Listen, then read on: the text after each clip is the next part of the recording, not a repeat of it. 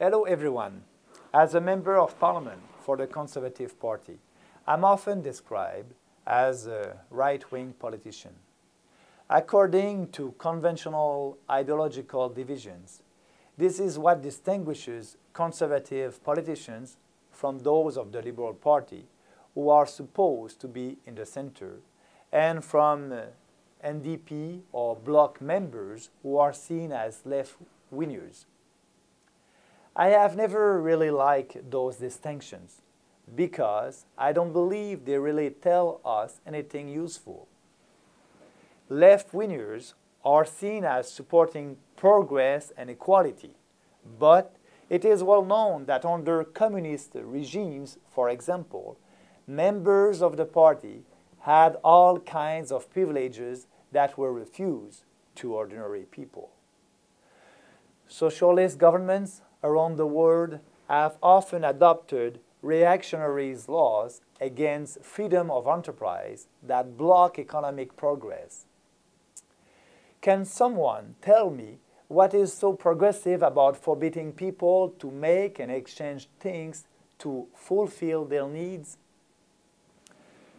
Right-wingers, on the other hand, are supposed to favor tradition and freedom.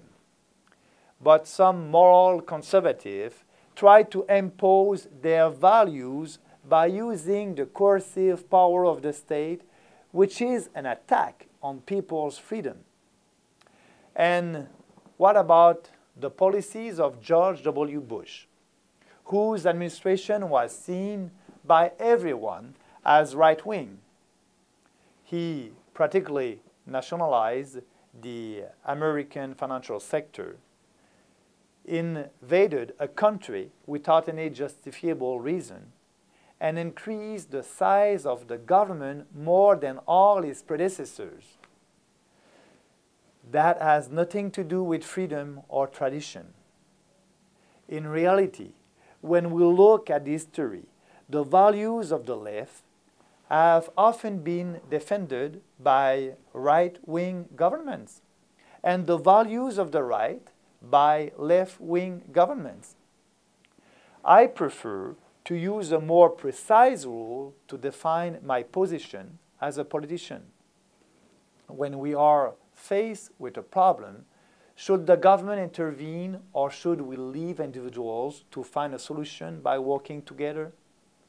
In general, should the government intervene more or less? My answer is that in general, government should intervene less. And every time it's possible, we should defer to the free market and to individual initiative instead of imposing new rules, new regulations. This was the guiding principle for the reform of the telecommunications sector that I instituted as Minister of Industry. We directed the CRTC to regulate the telecom sector only, yes, only when it could prove that it was absolutely necessary to fulfill one of the objectives of the law. Otherwise, it should rely on market rules. And before that reform, the procedure had been the opposite. New regulations were imposed as a matter of course, unless it could be shown for certain that they were not needed.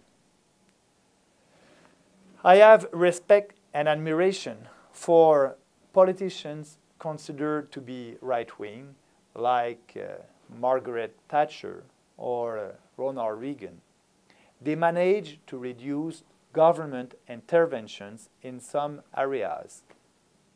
But I also respect and admire politicians considered to be left-wing who did the same. For example, Bill Clinton significantly reformed welfare programs, cut down spending, and eliminated the budget deficit of the American government. Even French socialists like François Mitterrand liberalized radio and television, which had been monopolized of the state. And Lionel Jospin privatized Air France, France Télécom, and other important sectors of the French economy. The categories of left wing and right wing only create confusion. Many people do not really understand what they mean, with good reason. There is no confusion when you say that you either favor less or not government intervention and more individual freedom and responsibility. I will have other occasion to discuss these principles in more detail. Goodbye from now. Thank you.